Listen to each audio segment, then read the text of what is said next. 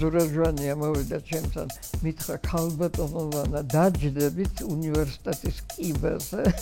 აღფრთოვანებული ვარ, ჯერ ყოველი იმ ადამიანით, რომელიც ყოველ დღე დგას რუსთაველზე, სოლიდარობაზე დიდი, კი არა, დიადი, არაფერი არ მოუგონებია კაცობრიობას. ეს იმის მაჩვენებელია, რომ ერის გული ფეთქავს. თვითრეფლექსია როდის დაგეწყოთ? აი მას ძალიან ნანობ, ეს მართლა ჩვენი ყველას საერთო დანაშაულია. უფრო მეტი იმედი რჩება, ვიდრე იმედგაცრუება. პატრონი არ აკრავს შვილო, მითხრა, რომ იმყავს პატრონი, მაგრამ ის ციხეში. საერთოდ ვერ ვგრძნობ, რომ რაღაც გარკვეულ ასაკში მყოფ ადამიანს ვესაუბრები. გარკვეულ კი არა, 100-ს მიღწევ. თუ ახალგაზრდას არ გრძნობ, მაშინ ცხოვრებას არ გრძნობ. ეს ყვითელი ბურთი ესე შენსკენ რომ მოფრინავს და რომ უნდა დაარტყა. კიდევ აპირებ თანანურში ჩოგბურთის თამაშს. 3000 ნაბიჯს გავდივარ ყოველდღე. წარმოუდგენელია მართლა. საქართველოს ჩემპიონიც ვიყავი სწრაფდაშვებასა და სლალომში. იმედია თხილამურებზეც არ დადგებით. ვინ ხართ თქვენ ამ პროცესში? ერთ-ერთი ჯარისკაცი ჩვენი სამშობლოში.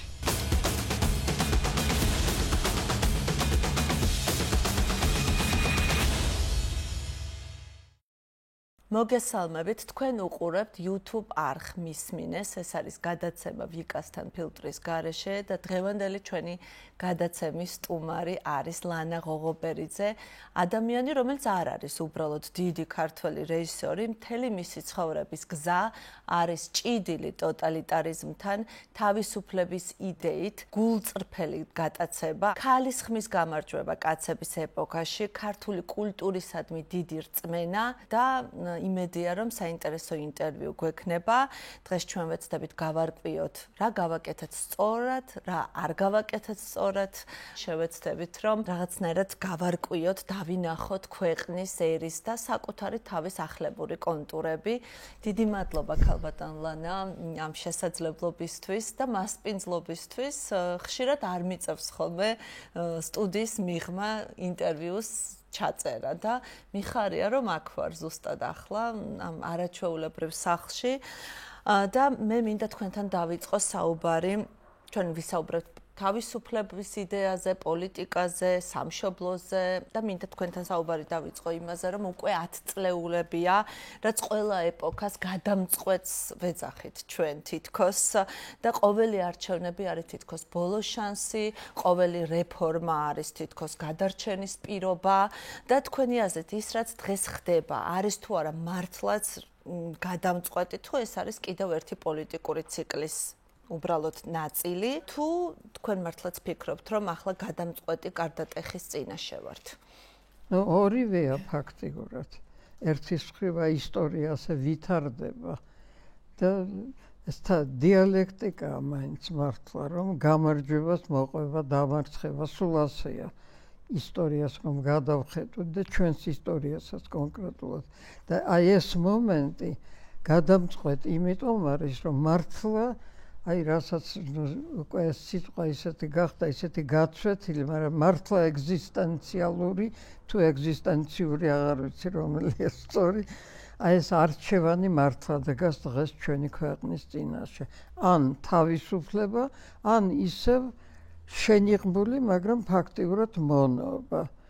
და ეს ისეთი რამ არის, რომ აი ამას ვერაფრით ვერ შეეგუება ერი, რომ თავისუფლებაზე აიღოს ხელი და ისევ აღმოჩნდეს რაღაც დანამატი თუ ვასალი თუ რა ვიცი თუ უბრალოდ აი არც იქნება არც ერქვას ასე, მაგრამ დიდი და თან აგრესიული და იმპერიული ამბიციებით შეპყრობილი რუსეთის მონობაში. აი შეიძლება ასეთი ხვედრი გვერგოს, მართლა არ მგონია რომ ეს შესაძლებელია. მაგრამ ეს არჩევანი მართლა ყოველი ჩვენთაგანის წინ დგას.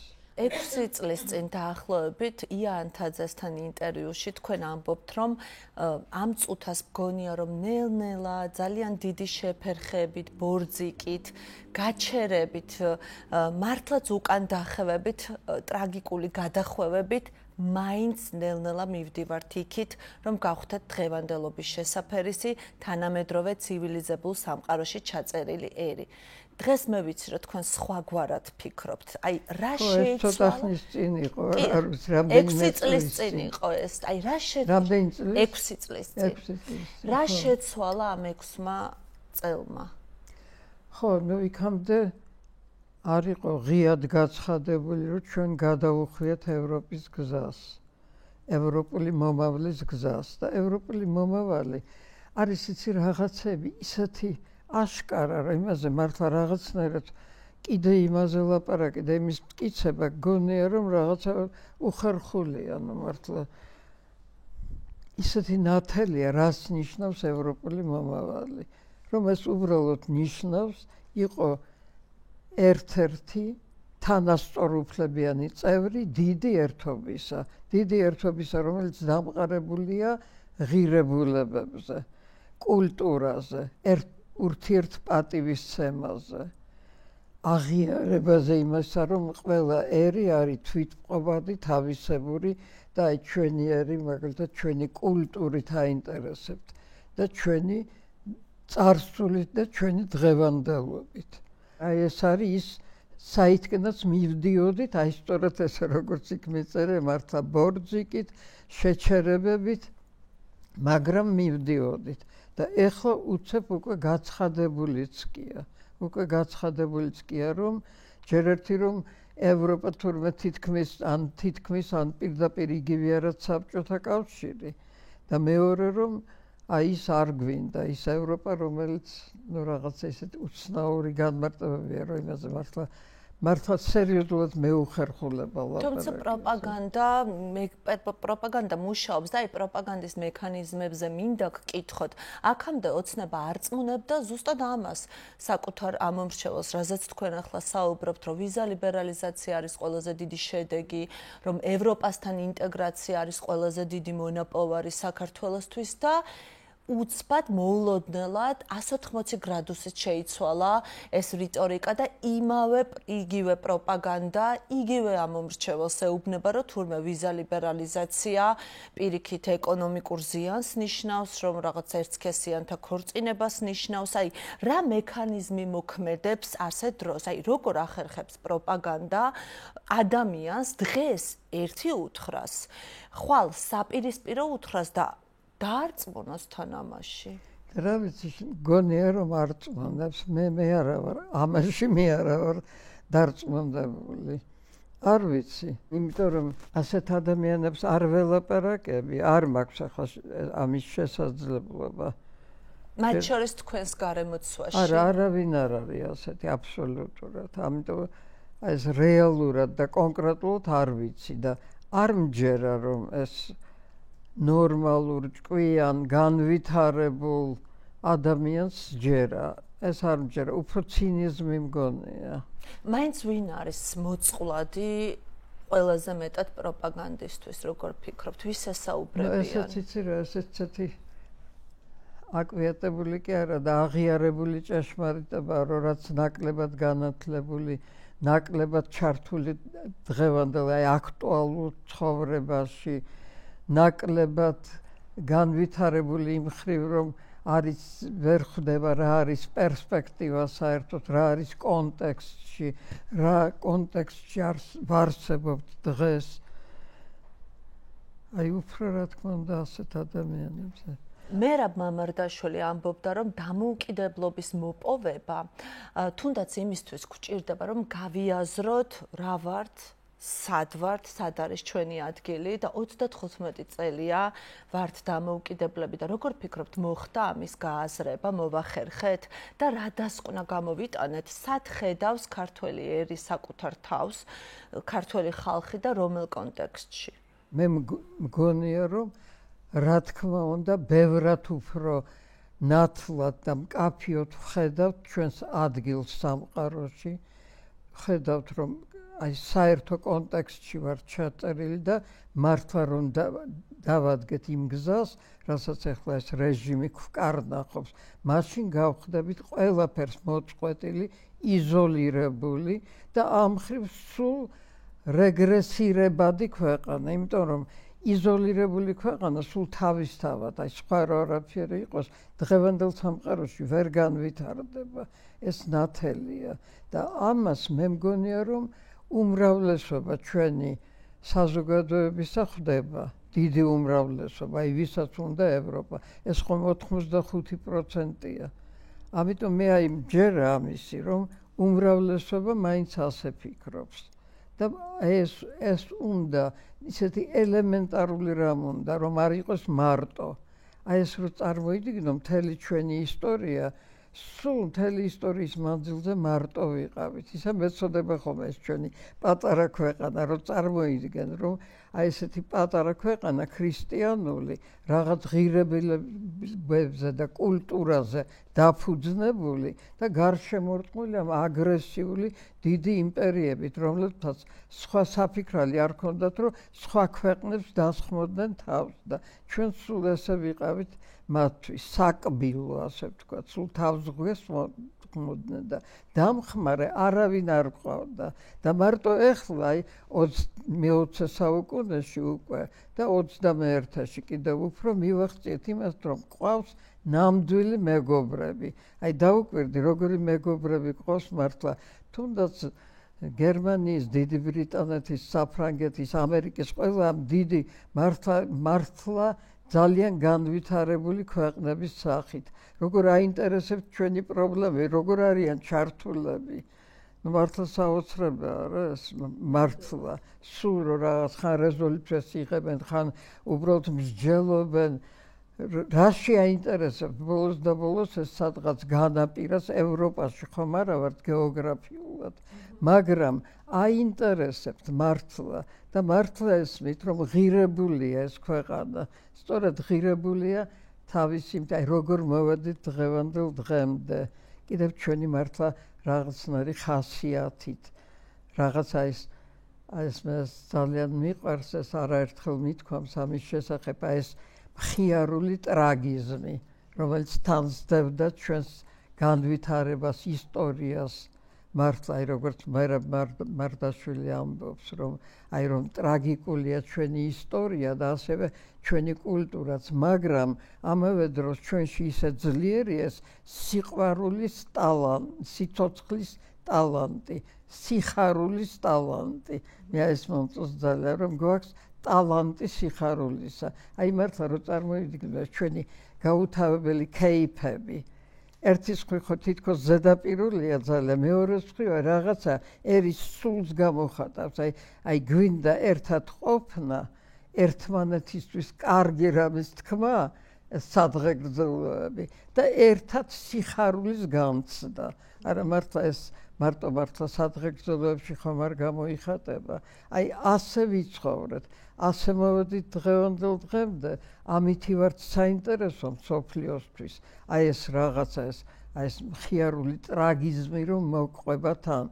კი არ იაზრებს ვინმე ამას, მაგრამ ჩვენ ხომ ვიცით, რომ აი ასეთი ვართ, ასეთი ერი ვართ და აი ეს ერი უცებ დაბრუნდეს წარსულში, საბჭოთა წარსულში, რა თქმა უნდა, არასოდეს არ ერქმება მას საბჭოთა კავშირი, მაგრამ არსში იგივეა, საითაც უნდა გაგვაქანოს, ასე ვთქვათ, თუ ჩაგვფლას რუსეთმა. უნდა ნამდვილად, მარტო ჩვენ კი არა, სხვებიც, ვისაც ხელი მიუწვდება, აი ხო მთელი ომი უკრაინასთან ხო ამის გამოხატულებაა.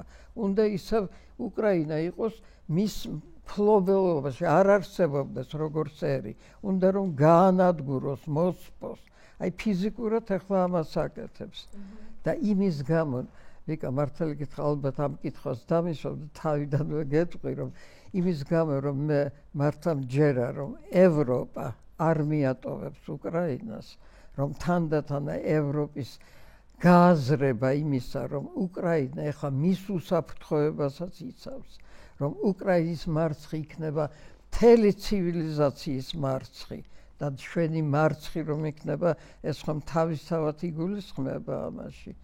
და ეს ყველაფერი ერთად და თან რომ ტრამპიც უფრო მორჯულდა სხვანაირად აღიქვამს ცოტა რუსეთს და იმედი მაქვს, რომ ეს დარჩება და არ შეიცვლება ხვალდაზე ეს დამოკიდებულება. ყოველ შემთხვევაში ევროპა ყველა შემთხვევაში დარჩება უკრაინის მართლა უბრალოდ დამხმარედ კი არა, არამედ იმის საწინდრად, რომ უკრაინამ უნდა გაიმარჯვოს, ეს პირდაპირ თქვას უკვე, რომ რუსეთი უნდა დამარცხდეს და რუსეთის დამარცხება მართლა ნიშნავს ჩვენს გამარჯვებას. გამოდის რომ როცა აღიქვამთ იმ მარშრუტს, რომელიც საქართველოს გაიარა პოლიტიკური თუ საზოგადოებრივი თვალსაზრისით, უფრო მეტი იმედი რჩება, ვიდრე იმედგაცრუება? ხო, როგორ გითხრა, იმაზე ვლაპარაკობდით კიდევ, ეს მართლა ეს ერთ დღეს ფიქრობ, რომ რაღაცა სასოწარკვეთილება გიპყრობს და რაღაც ცუდად ხარ მეორე დღეს ხანარად, მაგრამ აი ისტორიულ გზას რომ გახედო, მაინც ბევრად მეტია იმედი, ვიდრე სასოწარკვეთა. ბოლო რამდენიმე აწრეულია თქვენთვის პროფესიული მოქალაქეობრივი ჩართულობის პერიოდია, დაუსრულებელი თითქოს. ყველა არ არის ასე, როგორ ფიქრობთ, ვისაც არ აქვს სურვილი ჩაერთოს, ვინც არის ჩართული პროფესიულად, მაგრამ მაინც და მაინც მოქალაქეობრივ პოზიციას არა გამოხატავს, არავლენს, რა მოსაზრება გაქვთ მათზე? მე უფრო მსიამოვნებს აქცენტი იმაზე გავაკეთო, რაც მართლა მომხიბლავია, რამდენი ხელოვანი არის მართლა ჩართული, რამდენი ახალგაზრდა ხელოვანი, რამდენი მსახიობი, რამდენი ახალგაზრდა კინორეჟისორი, თეატრალურ რეჟისორებზე ხო არაფერს ვამბობ, მართლა როგორ აი ეს სოლიდარობის განცდა, როგორი ცხოველმყოფელი გახდა ჩვენთვის. ეს უფრო საინტერესოა თავისთავად, რა თქმა უნდა. არიან ადამიანები, ვისაც თუმცა ეს ბოდიშს გიხდეთ გაწყვეტინებთ წლების განმავლობაში კულტურის მუშაკები, ეგრეთ წოდებული ინტელიგენცია, ტრადიციულად იყვნენ ხელისუფლების მხარდამჭერები. დღეს შეიცვალა ეს თითქოს და დღეს ისინი არიან პროტესტის ავანგარდში. მართალია ბევრის აზრით გამოგვიძება. იმაში ვერ გეთანხმები, რომ ტრადიციულად ინტელიგენცია იყო ხელისუფლების მხარდამჭერი. ეს არ არის სწორი. ჯერ ერთი იცი რა არ არის სწორი, საბჭოთა დროს აი დაპირისპირება ხელისუფლებისთან სხვადასხვაგვარი იყო. იყვნენ გარკვეული დისიდენტები, ვინც უბრალოდ თავი გადადეს ციხისთვის, დახვრეტისთვის უფრო ადრეულ წლებში, ან ქვეყნიდან გაძევებისთვის. ეს ერთი მხარეა, მაგრამ ძალიან დიდი ნაწილი მართლა რასაც ქვია ინტელიგენცია, ისინი შეურიგებლები იყვნენ, მაგრამ თავის პროფესიულ მოვალეობას ასრულებდნენ. მაგრამ იმაში ხომ ეთანხმებით, რომ არსებობს ეს მოსაზრება, ხშირად გვსმენია, რომ აი ინტელიგენცია, რომელიც არის პროსახელისუფლებო, რომელიც არ ვიცი, რაღაცა პრივილეგიებით სარგებლობს, რატომ მოხდა მაშინ ესე, რომ ეს აღქმა აქვს საზოგადოების ძალიან მსუყე ნაწილს? ცირა საზოგადოება ვერ გეტყვი, რომ არის მართლა საზოგადოების აღქმა. არ ვიცი, ყოველ შემთხვევაში მე ასე არ ვფიქრობ, ნამდვილად არ ვფიქრობ ასეთზე. აი რომ კონკრეტულ მაგალითზე რო ვთქვა, აი ქართველი კინემატოგრაფისტები ვთქვათ. აი 60-იან წლებში მოხდა ქართული კინოს მართლა ისეთი აღმავლობა ნამდვილი და ჩამოყალიბდა როგორც ფენომენი ქართული კინო. აი საზღვარგარეთ ყველგან საბჭოთა კინოს კი არ უძახდნენ ჩვენ ფილმებს. ეს იყო ქართული კინო. თითქოს მართლა დამოუკიდებელი ქვეყანა ვიყავით და დამოუკიდებელი ქვეყნის ფილმები იყო და კინემატოგრაფი საერთოდ და ეს მოხდა სწორედ იმიტომ, რომ იყო ეს შინაგანი წინააღმდეგობა, რომელიც აისახებოდა ფილმებში და ძალიან ძნელი იყო ამ ფილმების გატანა. ეს იყო მუდმივი ბრძოლა ცენზურასთან, აი ყველა ვინც გინდა თქვა ის ადამიანები, ვინც შექმნეს აი ქართული კინო, ყველა იყო მუდმივ ბრძოლაში მოსკოვთან. ჩვენთან კი არ იყო ცენზურა, ჩვენ თვითონ ვიყავით ჩვენი თავის ცენზორები, ერთ სიტყვით ჩვენ ერთად ვაკეთებდით რაღაც გაერთიანებებში ფილმებს. მე იწყებოდა ბრძოლა ჯერ თავში, რომ ფილმი ჩაეშვათ წარმოებაში და მერე ფილმის მიღების დროს. და მოსკოვს არასოდეს არ უნდოდა არც ერთი ქართული აი ამ კინოს მიიღება, მაგრამ აიწყებოდა ეს ბრძოლა მუდმივი და რაღაცნაირად მაინც ვახერხებდით. და ამიტომ ვამბობ, იცი, აი ამ მაგალითზე აი ეს იყო და მე ამიტომ შეიქმნა ეს მართლა კულტურული ფენომენი ქართული კინოსთვის, ქართული კულტურისთვის ძალიან მნიშვნელოვანი. ქართული კინო იგივე შემიძლია თქვა თეატრზე. როგორი თეატრი შეიქმნა იმ პერიოდში, არა, აი ნამდვილი ესეთი, აი ქართული თეატრი, ქართული ლიტერატურა. რამდენი მწერალი დაიბადა მაშინ. ასე რომ აი ეს შემთხვევითი არ არის, ამიტომ როგორ შეიძლება თქვა, რომ ქართული ინტელიგენცია იყო შემრიგებლური ხელისუფლებასთან. არ არის ეს მართალი. ეთანხმებით თუ არა მოსაზრებას, რომ ეხლა რეჟიმის წინააღმდეგ ვინც არის და ვინც იბრძვის და ვინც არის რუსთაველის გამზირზე, თუნდაც უწყვეტ აქციებში, მათ დაიგვიანეს. არ ვიცი რა არის დაგვიანება, არ ვიცი. ბუნებრივად ხდება რაღაცები. აი ბუნებრივად ვითარდება ეს, მე უბრალოდ აღფრთოვანებული ვარ ჯერ ყოველი იმ ადამიანით, რომელიც ყოველ დღე დგას რუსთაველზე, იმ ადამიანებით, ვინც ციხეში არიან, იმ ახალგაზრდებით, იმ პოლიტიკოსებით, რომლებიც ახლა თურმე თან გაუცადლის სიცხეში არიან. აი რო წარმოიდგენ ამას, რომ სიცხისგან ადამიანს შეიძლება მოკვდეს უბრალოდ. აი თუ ის არ ნიავდება პატარა საკანი, წარმოიდგინეთ. და რომელიც არ ნიავდება, არ ვიცი, ეს არის ელემენტარული წამება. ამ წამებისთვის მართლა რა თქმა უნდა აგონ პასუხი, როცა დრო მოვა იმ ადამიანებმა, ვინც ამას აკეთებდნენ. ხოდა აი ამ მშობლებით, რა საოცარი ხალხია. მე მგონი არასოდეს არ ყოფილა ასეთი რამე, რომ დაპატიმრებულთა მშობლები გაერთიანებული იყვნენ და შეექმნათ ერთობა. და ისეთი მართლა აი მედგარი ერთობა, რომელიც ებრძვის რეჟიმს და სისტემას. საოცარი ამბავია ესეც. და აი ეს ყველაფერი ერთად, იცი რა არის, ვიკა კიდე რატომ გონია, რომ ჯობია ასეთ რამეებზე გავამახვილოთ ყურადღება, ვიდრე იმაზე, რომ რაღაცა დაგვიან და დღეს რატო ასე არ ხდება და ასე შემდეგ. უფრო აი იმაზე, რომ აი სოლიდარობის მუხტი ნამდვილად არსებობს დღეს საქართველოში და სოლიდარობაზე დიდი, კი არა, დიადი არაფერი არ მოუგონებია კაცობრიობას. აი რა არის, აი ახლა მახსენდება მარგარეტ მიდი არის ასეთი ანთროპოლოგი, რომელსაც კითხვა როცა დაუსვეს, როგორ დაიბადა ცივილიზაცია, მან თქვა, რომ ცივილიზაცია დაიბადა მაშინ, როდესაც აი ჩვენ ვიპოვეთ ადამიანის ძვალი, თეძო, გატეხილი და მერე შეხორცებული.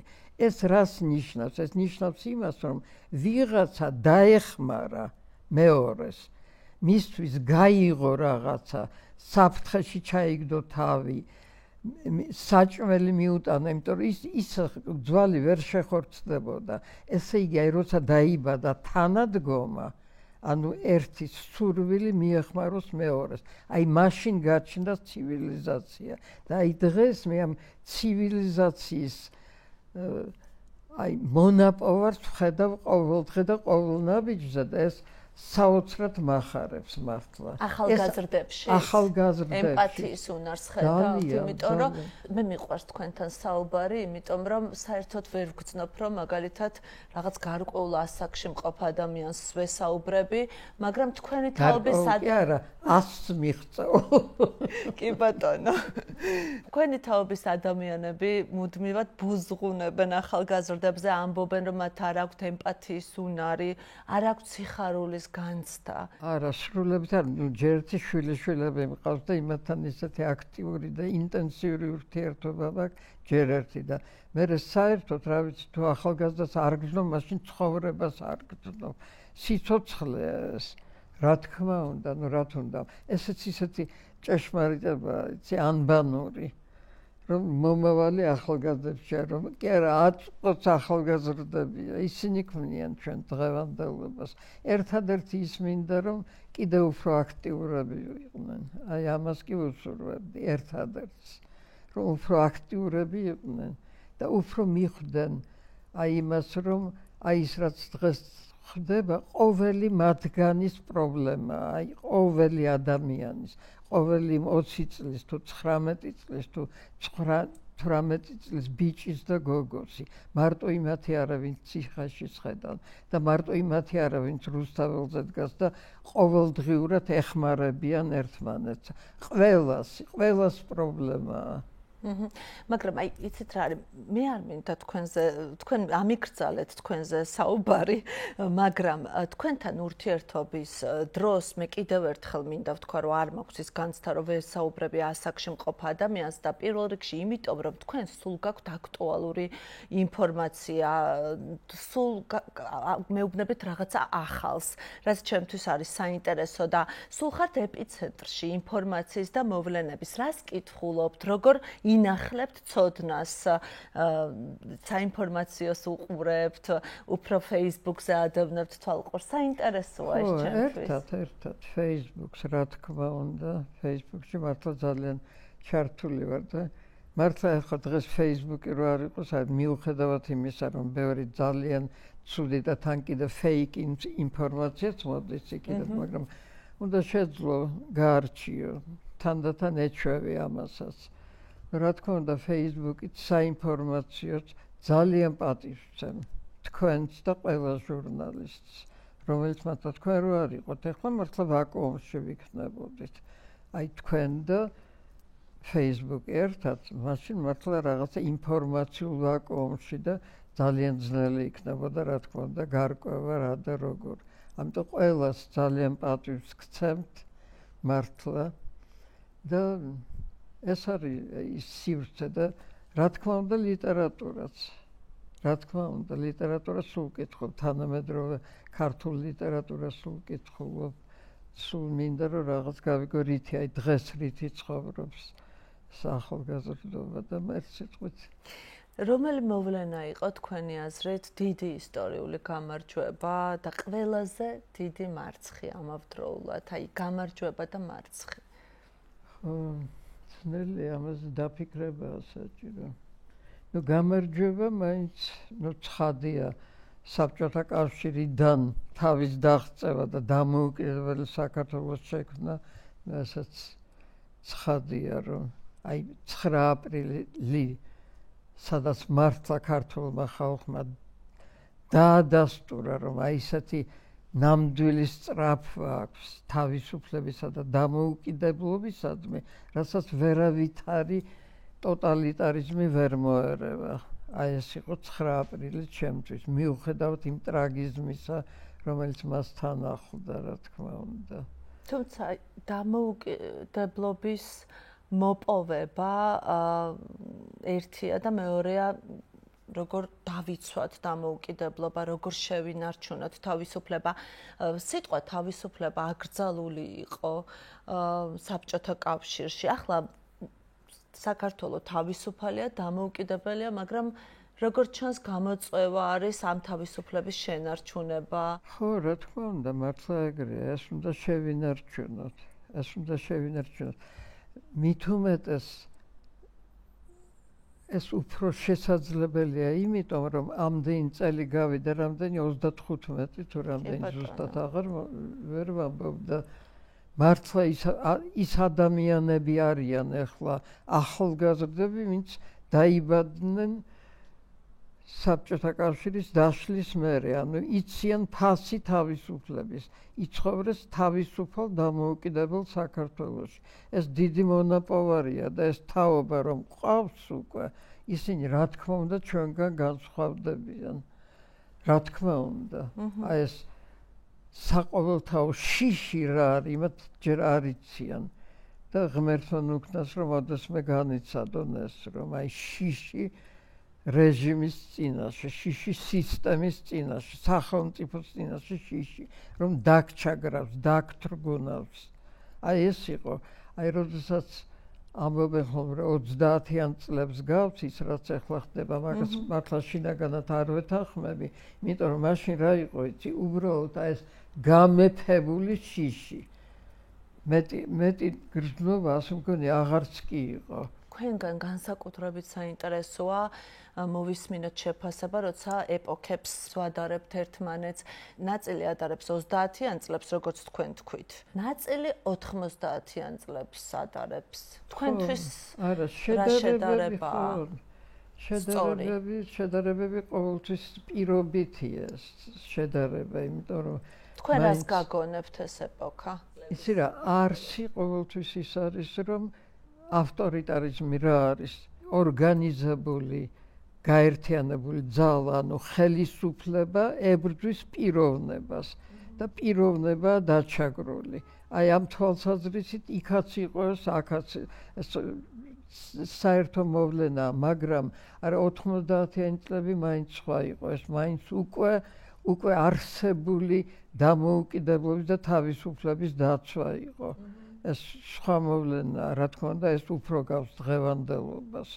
რა თქმა უნდა, უფრო გავს. გონიათ, რომ ჩვენ როგორც საზოგადოება ვიცით, როგორ მოვიხმაროთ თავისუფლება, ანუ არა მხოლოდ მოვიპოვოთ იგი, არამედ არ დავკარგოთ, განვავითაროთ, გავუფრთხილდეთ, ვიცით ეს ჩვენ. იმედი მაქვს, რომ დღეს აი ეს ხდება სწორად, სწორედ მაგის იმედი მაქვს, რომ აი ეს ხდება. იმიტომ დგას ყოველ დღე, ნუ ამდენი დღე, ყოველ დღეს ძალიან მნიშვნელოვანი ფაქტორია და სულ არ ვეთანხმები იმათ, ვინც ამბობს, რომ შესუსტდა წინააღმდეგობა, რომ ცოტა ხალხი არ აქვს მნიშვნელობა.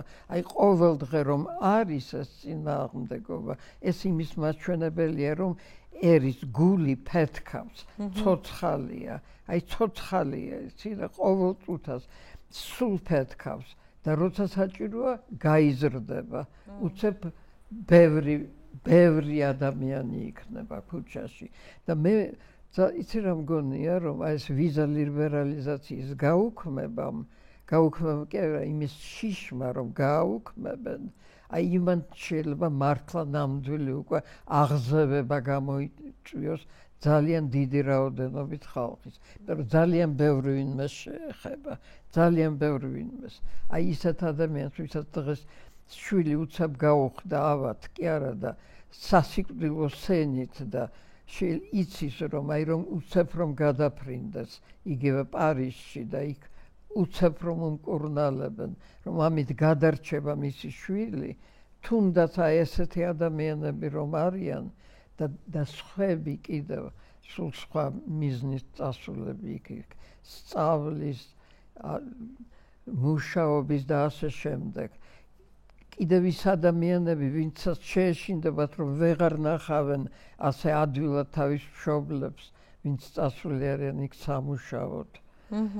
ის ადამიანები, ვისაც შეეშინდებათ, რომ გამოაძევებენ იქიდან, იმიტომ რომ უსაბუთოდ არიან ევროპაში და ასე შემდეგ, იმდენი რაღაცა დევს სასწორზე, რომ აი მგონია, რომ ეს ყველაფერი მართლა ნამდვილ უკვე სხვაგვარ პროტესტს გამოიწვევს კიდევ. თქვენ ერთ ძველ წერილში წერთ, რომ ბევრად უფრო ადვილი აღმოჩნდა ტოტალიტარული სახელმწიფოს დანგრევა, ვიდრე ერთი პატარა დემოკრატიული ქვეყნის აშენება. რატომ? ვეთანხმები ჩემ თავს. ვეთანხმები მართლა ეს მართლა თანდათან მივხვდით ამ. ჩვენ როგორ გვეგონა, იცი?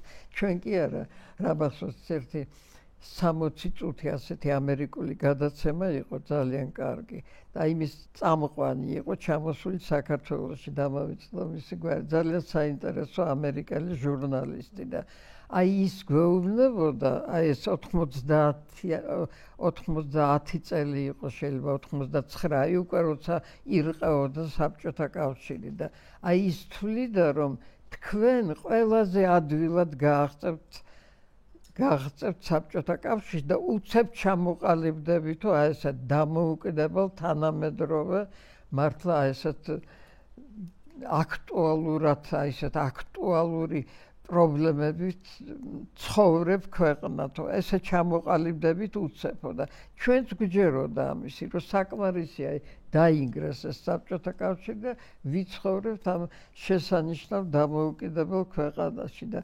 აღმოჩნდა რომ ჯერ სადახარ თურმე ჯერ რამდენი ჯერ ის სამოქალაქო ომი აი რის რა როცა სინანულზე ლაპარაკობ აი მართლა რას ვნანობ იმას კი არა რომ იმ დროს მე არ მომწონდა როგორ ვითარდებოდა ჩვენი ქვეყანა აი ეროვნული ხელისუფლების ხელში ის ნამდვილად არ მომწონდა და მიმაჩნია რომ აბსოლუტური საფუძველი ჰქონდა ამას აი თუნდაც აი რო გამახსენდება რომ მოვიდნენ კინოსტუდიაში და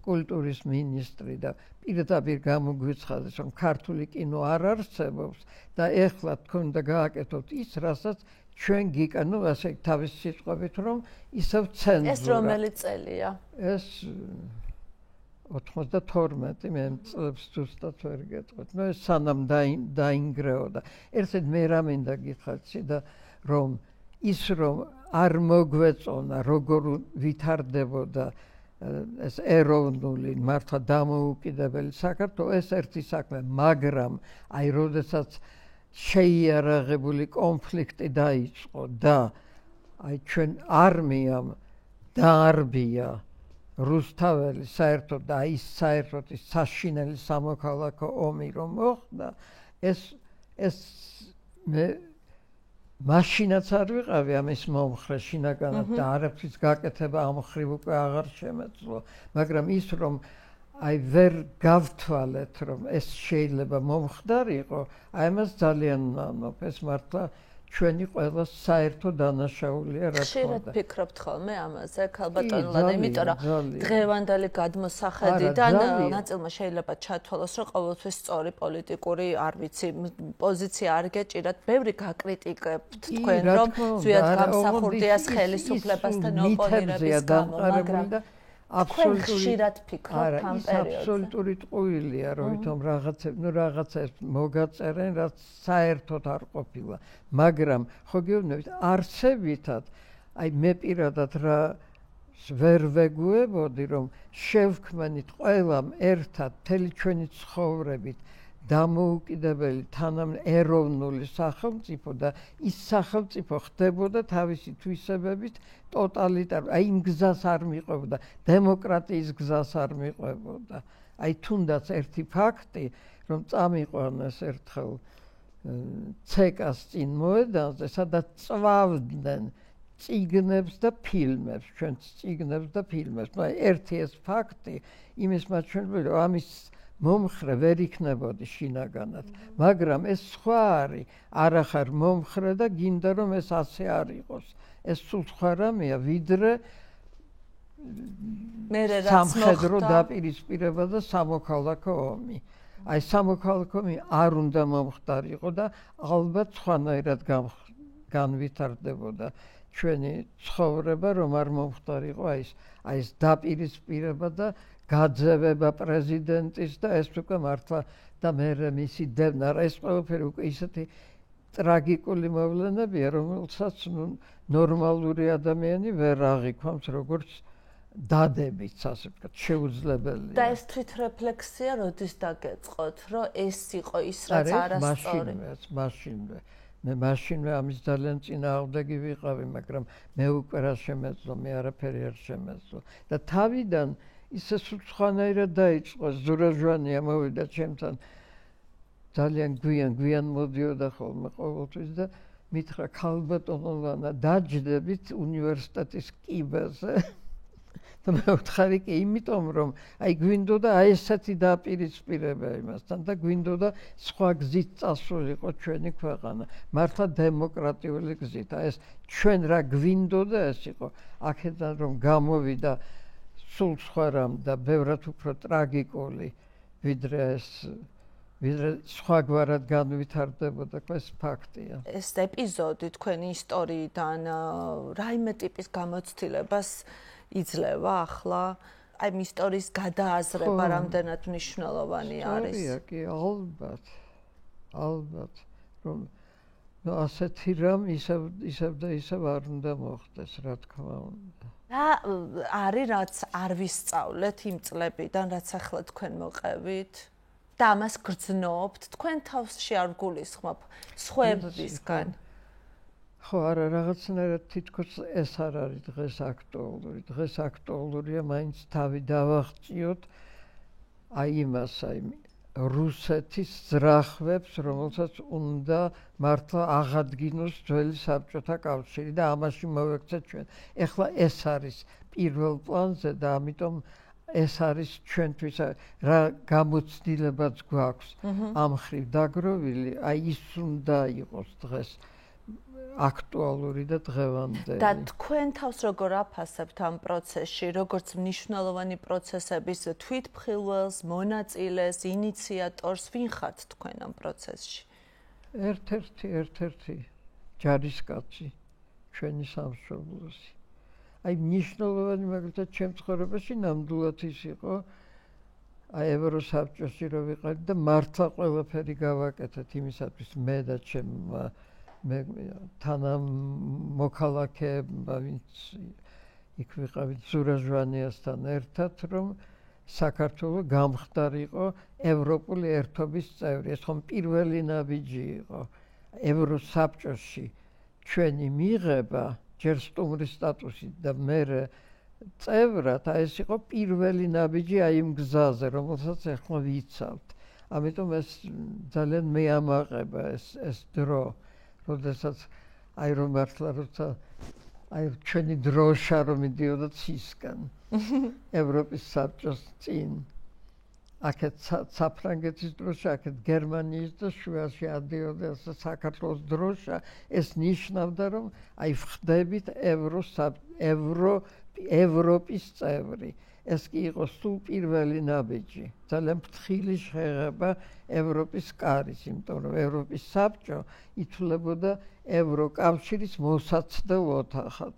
აი მოსაცდელი ოთახი უკვე გახდა ჩვენი და როცა დაიწერა იქეთ ჯორჯია ერთ-ერთ ოთახზე, აი ესეთ შეგრძნება მქონდა, რომ აი დიდ სახლში ერთი ოთახი უკვე არის ჩვენი და სამუდამოდ დავიმკვიდრეთ ეს ადგილი და მერე უკვე ვითარდებოდა აი ეს მართლა არაჩვეულებრივი ნაბიჯები.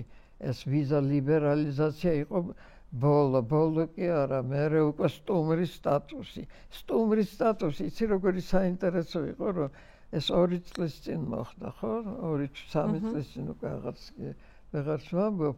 მე ვიყავი მიწვეული ისევ ევროპის სტრასბურგში დემოკრატიის მსოფლიო ფორუმზე, სიტყვა უნდა მეთქვა და გამოვდიოდი სიტყვით და იმ დროს ირჩეოდა ესაკი მოგცემენ თუ არა კანდიდატის სტატუსს.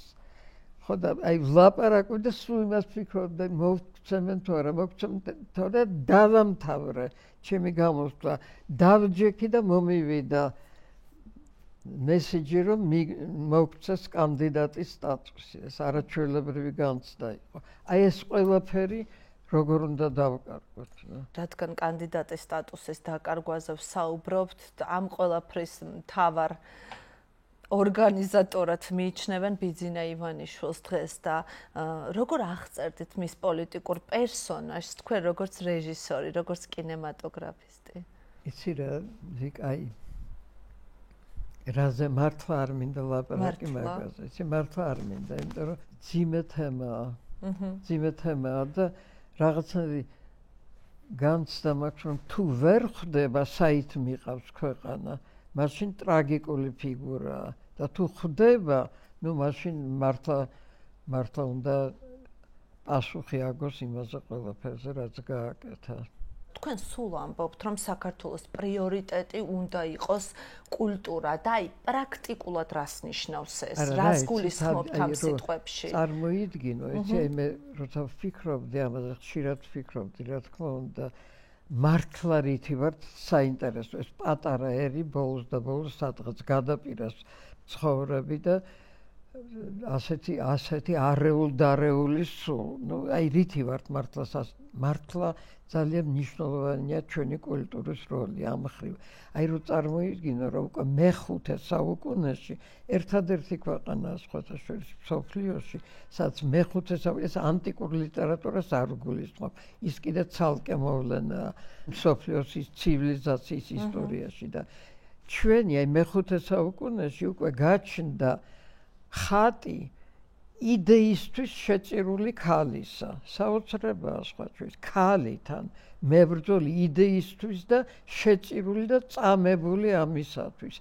შუშანიკიდან სხვა ერის წარმომადგენელი. ესეც მნიშვნელოვანი რამეა. ეთნიკურად არა ქართველი. აი ყველანაირი პროგრესული რაც შეიძლება ჩადო ამ ცნებაში იყო შუშანიკის წამებაში. აი ეს ხატი რო გაჩნდა ჩვენს კულტურაში, ლიტერატურაში რო არ მომხდარიყო ლიტერატურული ძეგლი რომ ხონოდა, ეს იქნებოდა ისტორიის ფაქტი, ეს სხვა რამეა. მერე მე-12 საუკუნეში სოლიდარობის იდეა, ერთი მხრივ გენდერული თანასწორობის, ლეკვი-ლომის ასტორია ძუიყოს თუმდა ხვატია და მეორე მხრივ სოლიდარობის, თავდადების სხვისთვის. ავთანდილ რომელმაც გაწირა თავისი სიყვარული ყველაფერს დაანება თავი იმისათვის რომ დახმარებოდა იმას ვინც გასაჭირშია ანუ სოლიდარობა გამოამჟღავნა და ფრიდონი ავთანდილი ტარიელი როგორც სიმბოლო აი სოლიდარობისა და ქაჯეთის ციხის აღებისა აი ქაჯეთის ციხეს ჩვენც დღეს ავიღებთ სოლიდარულები ვიქნებით და ავიღებთ ქაჯეთის ციხეს. აი ასე მოვდიოდით, ეს ისეთი რაღაც მოვლენებია, საოცარი სხვათა შორის ისტორიისთვის. აღარ მოვყინწვისის ანგელოზს და ჩვენი მრავალხმიანობა 1000-ჯერ თქმულა, მაგრამ მართლა საოცარი რამეა, იცი? აი ეს საიდანღაც დაბადებული ის, რომ ერთმანეთს უნდა შეუწყო ხმები. 3 თუ კრივანჭული კიდე მე-4 და ასე სხვადასხვა ხმებით შეიქმნას ჰარმონია. აი ესეც რომ ერის დამახასიათებელია და ამასთან დაკავშირებით რა თქმა უნდა ტოლერანტობა, რა თქმა უნდა ის ერთ მოედანზე რომ ერთად იყოს სულ სხვადასხვა რწმენის ძეგლები, ესეც საოცარი მოვლენაა. აი ამ ყველაფრით რომ მოვედით დღევანდელ დღემდე შეუძლებელია რომ ეს სიმდიდრე არ გადაიქცეს უკვე აი რეალობად და ნამდვილ გამარჯვებას. ძალიან დიდია კულტურის რეალური ძალა პოლიტიკური და ეკონომიკური კრიზისების ფონზე. თქვენ სულ ამას ამბობთ, მაგრამ აი თქვენი აზრით დღეს არის ვინ არის ქართული კულტურის რაღაც სტრატეგიული ლიდერი? არსებობს ასეთი ფიგურა? არა, ეგეთ რამე არ არსებობს არც. ნუ ახლა ეს რუსთაველები და ვაჟა-ფშაველები, ასე ვთქვათ, ვაჟა-ფშაველა მე იმ ჩამონათვალში აღარ ვთქვი. საოცარი მოვლენაა ვაჟა-ფშაველა ჩარგალში დაბადებული და ჩარგალში მცხოვრები, რომელიც აზროვნებდა, არ ვიცი, აი ისა თითქოს ცხოვრობდა, არ ვიცი, ვერსალში სადღაც და ყველაფერი განცდილი ქონდა აი ის დღევანდელი აქტუალური თანამედროვე სამყაროს პრობლემები. აი ესე იცხოვრა და ეს უქადაგა ქართველებს. ეს ნიშნავს იმას, რომ არ აქვს მნიშვნელობა დროს ადგილს სივრცეს. არა, დღეს ახლა ეს ასეთი მოვლენა ნამდვილად არ გვყავს, მაგრამ ყავს ძალიან კარგი წერლებიც, პოეტებიც, რეჟისორი, მოკლედ კარგი საინტერესო კულტურა გვაქვს ამაზე ახლა ვერ 7 წლის იყავით, როცა თქვენს გვერდით არც დედა იყო, არც მამა იყო და ვინ შექმნა მაშინ ლანა ღოღობერიძე? ძალიან საინტერესოა რომ მითხრათ, იმიტომ რომ ვინ ან რამ შეგიწყოთ ხელი თქვენმა ხასიათმა, ადამიანებმა, რომელიც თქვენს გარშემო იყვნენ, შემთხვევითობამ, იღბალმა, როგორ მოხდა, რომ ტოტალიტარულ ქვეყანაში მშობლების გარეშე დარჩენილი პატარა გოგონა არ დაიკარგა? ნუ ჯერ ერთი ვიკა უნდა გითხრა, რომ აი მაშინაც საქართველო რაღაცით იყო გამორჩეული, იცი? ეს მერე გავიაზრე ცხადია მაშინაც არაფერი არ მესმოდა, რა თქმა უნდა. აი ეს უმშობლებო დარჩენილი ბავშვები დაჭერილი მშობლების ბავშვები, ანუ ხალხის მტრის ოჯახის წევრები რუსეთში საყოველთაოდ იყვნენ გაბარებულები უპატრონო ბავშვთა სახლებში და ფაქტიურად დაიღუპნენ. ეს სტატისტიკას მე შემშთაბჭდილებას კი არ ვამბობ, ცნობილი ფაქტია. საქართველოში თითქმის არ მომხდარა უპატრონო ბავშვთა სახლში მარტო დარჩენილი. ეს არის ემპათია და სოლიდარობა. მაშინ ეს გმირობა იყო, რომ ოჯახები იყვანდნენ, ოჯახებს მოყავდათ თავისთან. და ოჯახებს კი არა მეგობრებს, მოკლედ არ იყო თითქმის ეგეთი ბავშვი, რომელიც ესე გაუშვეს, მიატოვეს და წაიყვანეს მერე ესე ერქვა უპატრონო ბავშვთა სახლი და იყო რაღაცა საშინელება მთელ საბჭოთა კავშირში. აი ეს არ მომხდარა საქართველოში. ასე მე ვარ ერთ-ერთი მათგანი და იმდენი დეიდა და ბიძა მყავდა და ეს დეიდები და ბიძები ისეთ სიყვარულს აფრქვევდნენ ჩემს მიმართ სულ და ისეთი განებივრებული ვიყავი ამახრივ, რომ რა თქმა უნდა აი ამ სიყვარულმა რა თქმა უნდა მე მაგან გადამარჩინა. და თავისუფლებაც ამან ხომ არ გასწავლათ, აი მშობლები არიან მაინც მაკონტროლებლები და ის რომ არ იყვნენ, არ ვიცი, თავისუფალი არჩევანი არა ეს უკვე ხო დაგიტოვათ მაინც ამან რაღაცნაირად ინტუიციით რა თქმა უნდა ინტუიციით გადავწყვიტე რომ სხერპლი არ უნდა ვიყო. ეს დღევანდელი ინტერპრეტაციაა, მაგრამ საქციელით, აი როდესაც მასწავლებელმა მითხრა, რომ შენ არა გაქვს უფლება წაიკითხო, ითქვა ლექსი ტრიბუნიდან, იმიტომ რომ დაჭერილი გყავს დედაც და მამაც და ჩვენ კი აკრძალული გვაქვს, რომ ვისაც მამა ყავს დაჭერილი, იმ ბავშვს ვათქმევინოთ ზეიმზე ლექსიო.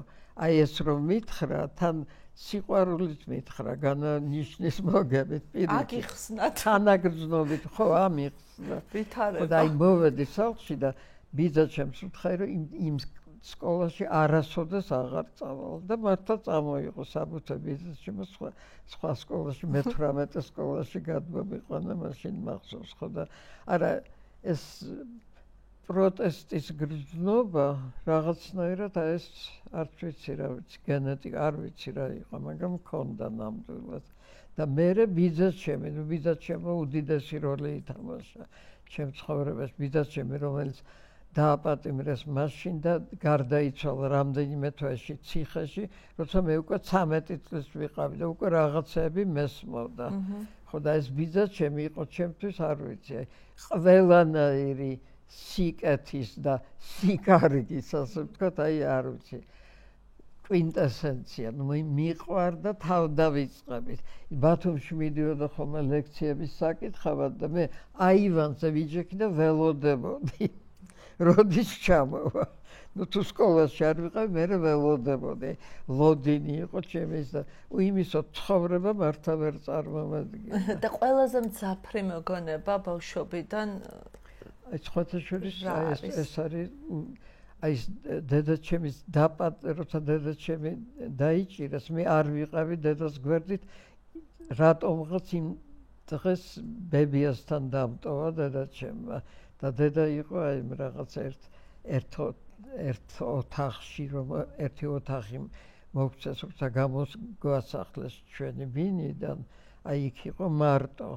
და ესეც აიყვანს, ამიტომ ამისი ესეთი განცდა არა მაქვს, აი ბიძა ჩემის დაპატიმრება და მე უმისოდ დარჩენა, ეს მართლა რაღაცა ჩემი ცხოვრების შემაძრწუნებელი ფაქტი იყო. ქუჩაში მოვდიოდი, ბელინსკის ქუჩაში, გამოვედი სახლიდან და გზაში გული წამივიდა და დავვარდი და თვალები რო გავახილე, ვიღაც ქალი იდგა ჩემთან ამაყენა და პატრონი არ აყავს შვილო, მითხრა და ისე მინდოდა იმ ქალის ასე მეგონა რომ ვეუბნებოდი რომ კი მყავს პატრონი, მაგრამ ის ციხეში. რა არის, მაინც რომ ვახერხებთ ხოლმე, იუმორი არის რაღაცნაირად ატყობა თავდაცვის მექანიზმით, რომ ყველაზე ტრაგიკულ ისტორიებში სიხარულის ტალანტში შედის იუმორი. აი იმდენია იუმორი ქართულში, რომ ეს შველის. 17 წლის იყავით, როცა დაბრუნდა დედა გადასახლებიდან და 10 წელი არ იყო თქვენ შორის კავშირი და მე თქვენი ფილმი ვნახე, მქონდა შესაძლებლობა რომ ამ ირანში თქვენი ფილმის პრემიერაზე ვყოფილიყავი, არაჩვეულებრივი დედაშვილი, ხო? დედაშვილი, ეს იყო ის ძალიან ემოციური ყველასთვის. სხვადასხვა საინტერესოა რა, ამ ფილმმა ჯერ ბერლინის კინოფესტივალზე, მე ახლა სულ ცოტა ხნის წინ საფრანგეთში იყო პრემიერა, იმიტომ რომ არტეზე გაუშვეს, არტეზე გადის ახლა ეს ფილმი და ძალიან ბევრი მონახა, უამრავი კრიტიკა არის მართლა არაჩვეულებრივი და საფრანგეთში ერთმა კინოკრიტიკოსმა თქვა დიდი მადლობა თქვენ რომ დაგვიბრუნეთ თავისუფლებაზე ოცნებაო ამ ფილმით. არა ფრანგი ამას ამბობს. ჩვენ გვაქვს ესეთი რუბრიკა 3 ნიფთი 3 ამბავი და თქვენ მითხარით რომ მე ერთზე მინდა მოვყვეო. ერთზე, მაგრამ ძალიან მნიშვნელოვან ფოტოსურათზე, რომელიც იქცა თქვენი ფილმის მთავარ კადრად, ჩემი აზრით, თქვენი წიგნის გარეკანზეც ვხედავთ ამ ფოტოს და დანარჩენი თქვენ მინდა რომ მომიყვეთ ამ ფოტოს შესახებ. ეს არის ფოტო. ეს არის რეალობაში აი ამ ხება ფოტოა, აი ეს. სუცქნა. აი ესეთი ერთი მეწოდე ხო არ ვიცი სად არის უბრალოდ. მაგრამ იქცა მე მაქვს ნანახი ძალიან დიდ ეკრანზე. კინოთეატრ ამირანში. კარგი ხარისხის არის და მოხერხდა მისი ასე ვთქვათ პროექცირება ესე დიდად და მართლა რაღაც საოცარი კი არის მართლა, იმიტომ რომ აი რო იცი ამის უკან რა არის მე როგორც ხდებოდი, მე როგორც მივხვდი, აი ეს ამის მერე ცოტა ხანში უკვე დაიჭირეს ჯერ მამა და მერე დედა და მამა ჩემის ჩრდილი ჩანს აქ გადაღებისას. ესე იგი მამა გვიღებდა და აი ესე მე და დედა ასე ვდგავართ და მერე უკვე რო უყურებ ამას კი ვერ მიხვდები ეს შეხვედრის ფოტოა თუ დაშორების ფოტო, აი ამას ვერ მიხვდები. თურმე როგორ გავცერთ მას ეს ცხოთაშვილის ნინო ჟვანია მუსიკის მწოდნა ნინო ჟვანიამ დაწერა რომ აი ეს ფილმი რომ ვნახე მაშინ მივხვდიო როგორ გავცერთ მას შეხვედრა და დაშორება და მართლა ესეა იცი აი მას ვერ მიხვდები ეს შეხვედრაა თუ ეს დაშორებაა აი შორდებით ერთმანეთს თუ ხვდებით და მე ეს რაღაცნაირად ჩემთვის განზოგადდა და საერთოდ ვიფიქრე ჩვენი ცხოვრება აი სულ არის დაშორება და შეხვედრა და საბოლოოდ მე მაინც მინდა ვიფიქრო რომ საბოლოოდ არის შეხვედრა. პოლიტიკური შეხედულებების გამო თქვენ დაგიკარგავთ მეგობრები? არ ვაკონკრეტებთ მათ გვარებს, სახელებს, ვიცი რომ არ გიყვართ პერსონალურად საუბარი, მაგრამ როგორ შეიძლება მეგობრობა დღეს? არ მგონია რომ ეს ოდოს მე მომხდარი იყო, იმიტომ რაღაც ძალიან ესეთი ერთიანობა ქონდა სწორედ სოფხედველობრივი ჩემ მეგობრებთან. რაღაცნაირად აი ისე ვიყავით ერთმანეთზე გადაჯაჭვული, აი ეს ჩვენი სამეგობრო, რასაც ქვია, რომელსაც ჩემი მეუღლე ლადო მესხიშვილი ეძახდა შალმანს და შალმანი არის ქურდულ ჟარგონზე მალინა ეს არის.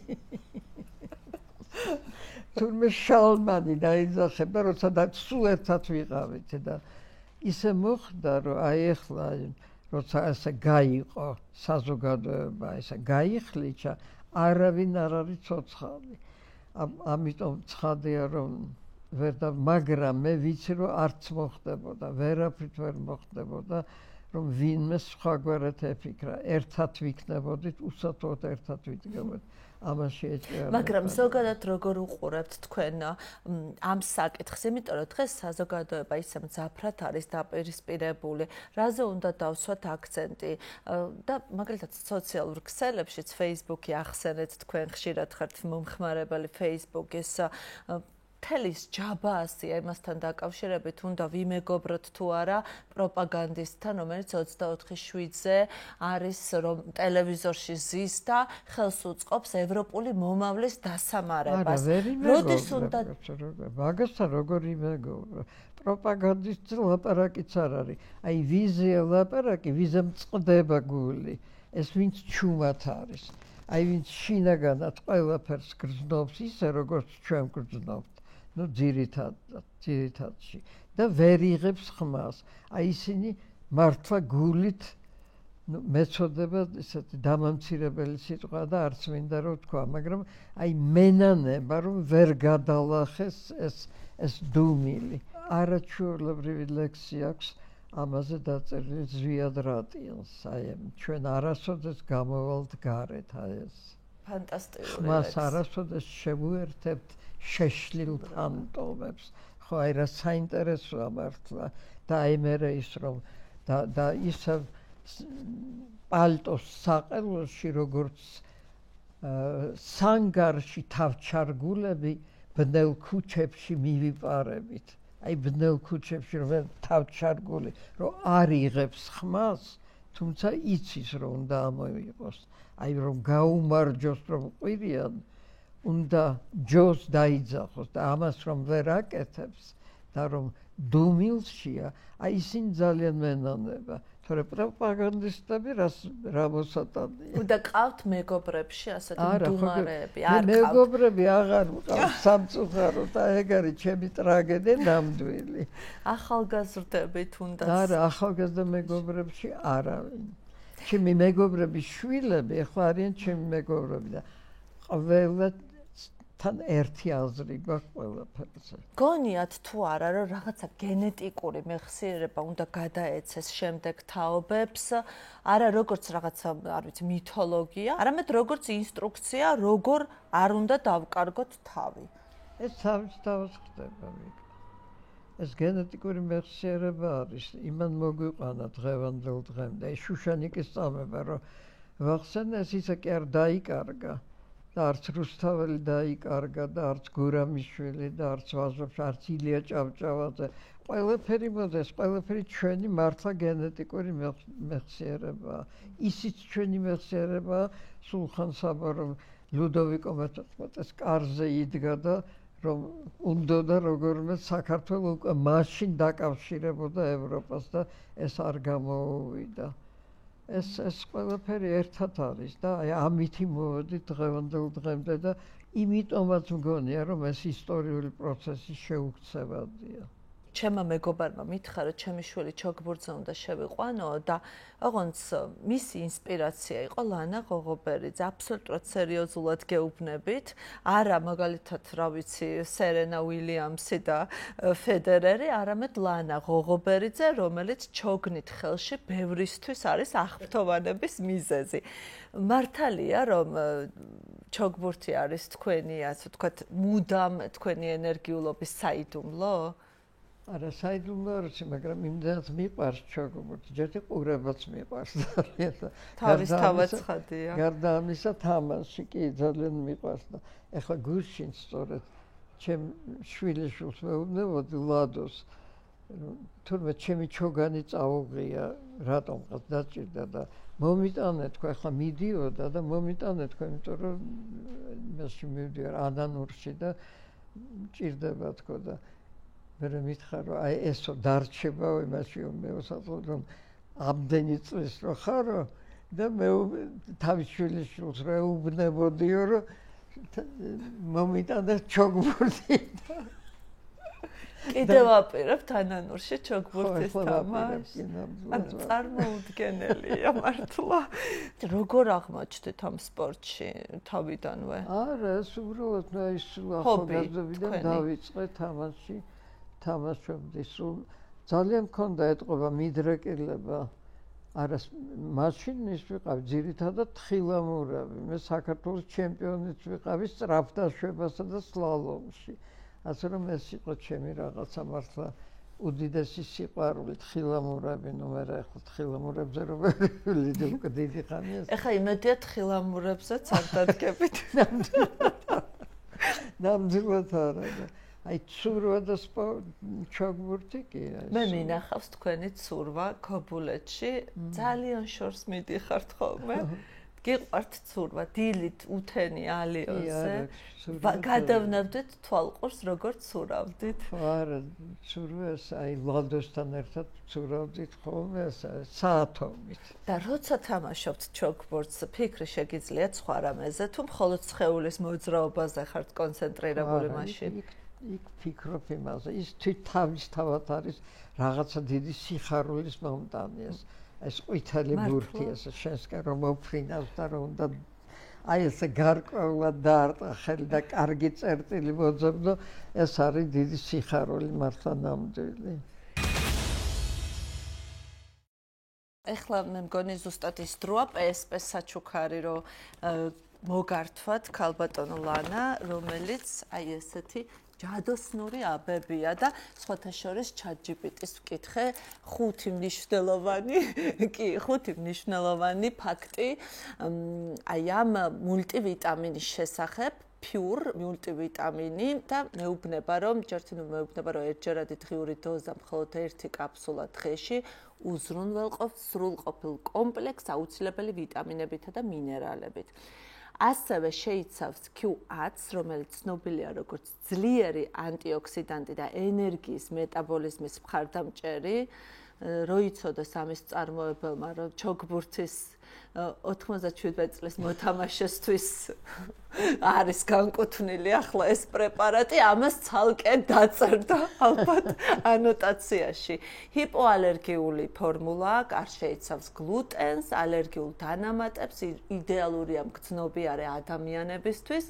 მაღალი ბიოშეღწევადობა აქვს და მთლიანი სხეულის მხარდაჭერისთვის არის აძლიერებს იმუნურ სისტემას, ენერგიას, ტვინის მუშაობას, კანის თმის ჯანმრთელობას. აი, ასეთი ფანტასტიკური რამე, მადლობა ჩვენ PSP-ს.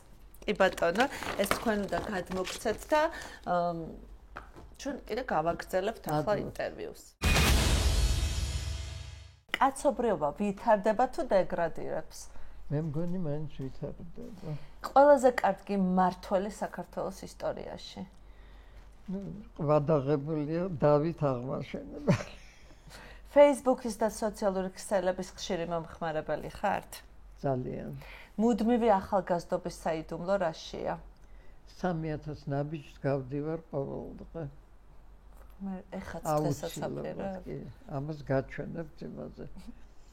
როგორ მაქვს ეს აპლიკაცია. აპლიკაციაც გაქვს. აპლიკაცია მაქვს კიდე. და ითვლით ნაბიჯს. ეს რომ არ გავიარო, ეს არ შეიძლება. უკვე გაქვთ ეს რაღაც კაცრად აკონტ. მაჩვენეთ აბა. აი ახლა ეს დღევანდელია და ისე აი ეს წითელი არის ჩავარდნა ხო ერთი? არა, ჩავარდნა არ არის. ხო, აი ეს რო ეს თვითმფრინავში ბიჭექი და და მაშინ არ გაიარა. ხო და დანარჩენი სულ აი. და რა მაგარია. აუცილებლად დავდივარ და 9 საათს ვარჯიშობ. და რა ტრაექტორით დოდიხართ? სახლშიც, აი აქ აივანზე და ისე ქუჩაში. და სადაც ვარ არის. ყველაზე ძვირფასი ნივთი, რომელიც ოდესმე ხელში გჭერიათ? არ ვიცი. ოდესმე ტატუს გაკეთებაზე გიფიქრიათ? არც ხვისი ტატუ მოგწონთ? არა, რაღაცა ვერ აღვიქვა მაგას. ეს სწორედ მეგონა რომ რაღაც გაქვს შემოყვეული. არა. ერთი თვისება რაც ყველაზე მეტად გაღიზიანებთ ადამიანში. გულგრილობა. ბედნიერი ადამიანი ხართ? კი, შემიძლია ვთქვა, რომ კი. ღმერთის წინაშე რო აღმოჩნდეთ, რას ეტყოდით? ბევრი უსამართლობა ამ ქვეყნად და მიხედა. ChatGPT-ს ვკითხეთ, რას კითხვას დაუსვამდი ლანა ღოღობერიძეს და გვითხრა ასეთი რამ. რა დამოკიდებულება აქვს დროის მიმართ? ის ნელა გადის თუ სწრაფად? არის რამე ხერხი რომ მოატყუო დრო? მართლა ეგრე. კი, მართლა ასე მკითხა. რატო დაინტერესა? ეტყობა იცის, რომ 97 წლის ასაკში თამაშობთ ჩოგბურთს და აინტერესებს როგორ ხდება ეს. როგორ მოატყუეთ დრო. ხო, დრო იცი როგორ არის, ხან ძალიან სწრაფად გადის და ხან შენელებულად და მე ძალიან მიყვარდა მონტაჟი, იმიტომ რომ იქ შეიძლება დრო ხან შეკუმშო და ხან პირდაპირ ესე გავთ დემიურგი ხარ. ეს ძალიან საინტერესო პროცესია, რომ ეს შეგიძლია დაიმორჩილო დრო მონტაჟის დროს კინოში. ისა მონტაჟი უფრო გიყვართ თუ გადაღება? გადაღების პროცესი თუ მონტაჟის პროცესი? თავისი ხიბლი აქვს და მონტაჟი თავისი და მონტაჟი ძალიან მიყვარდა ყოველთვის. დედა თქვენის ფილმი მახსოვს. საერთოდ დედა თქვენის ის ფოტო რაღაცნაირი ლამაზი მოსასხამით დგას ხესთან. აი ეს ფოტო. და სახეზე არის აბსოლუტურად ყველაფერი. აი კაცების ეპოქაში მცხოვრებ ქალს რა სახეც უნდა ქონდეს, ის სახე აქვს თითქოს. საინტერესო დაკვირვება. ხო. თან ლამაზი, ძალიან არაჩვეულებრივ ლამაზი. ძალიან დიდი მადლობა, რომ პასუხობდით ჩემს კითხვებს. ბედნიერი ვარ ამ შესაძლებლობით დაგემშვიდობებით. კი. მოკლედ, ლანა ღოღობერიძე იყო ჩვენი გადაცემის სტუმარი. იმედია, რომ ისიამოვნეთ ამ ინტერვიუთი. ყოველ შემთხვევაში ჩვენ ამის ცდილობა და სურვილი ნამდვილად გქონდა. დაგემშვიდობებით მომავალ შეხვედრამდე.